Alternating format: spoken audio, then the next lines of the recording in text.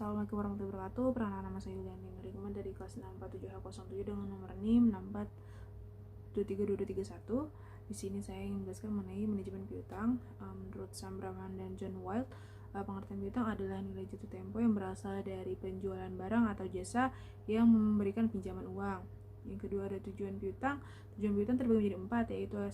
Merangsang minat para pelanggan, kedua menaikkan volume penjualan, yang ketiga meningkatkan laba bersih dan laba bersih perusahaan, yang keempat adalah strategi memenangkan persaingan. Sebab-sebab piutang bersifat bad debt.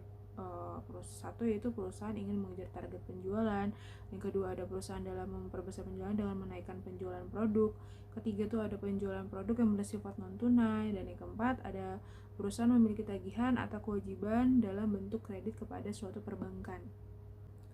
Komponen-komponen kebijakan kredit terbagi menjadi 3, yaitu persyaratan penjualan, ada analisa kredit, dan yang ketiga ada kebijakan penagihan.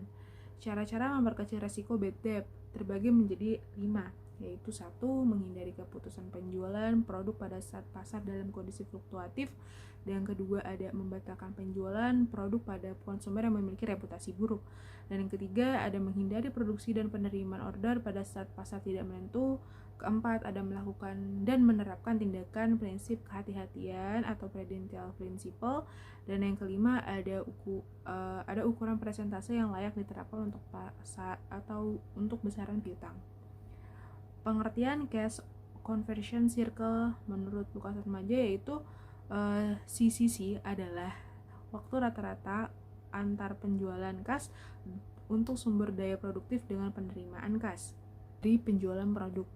Ada unsur-unsur kredit terbagi menjadi 6, yaitu ada 1. Kepercayaan, 2. Waktu, 3. Resiko, keempat prestasi, kelima adanya kreditur, dan yang keenam adanya debitur.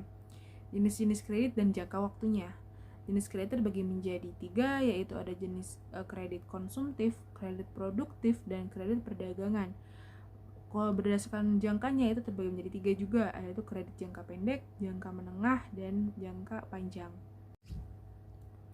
Dalam memutuskan pemberian kredit atau penjualan melalui kredit, ada beberapa hal yang harus dipikirkan baik dari kreditur maupun debitur, yang dikenal sebagai 5C, yaitu 1. Karakter.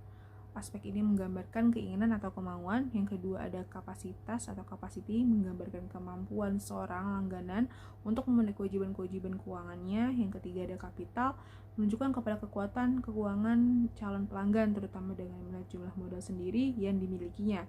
Yang keempat ada kolateral, yaitu jumlah aktif yang dijadikan sebagai barang jaminan oleh calon pelanggan. Dan yang kelima ada condition atau keadaan ekonomi secara umum. Sekian materi dari saya. Assalamualaikum warahmatullahi wabarakatuh.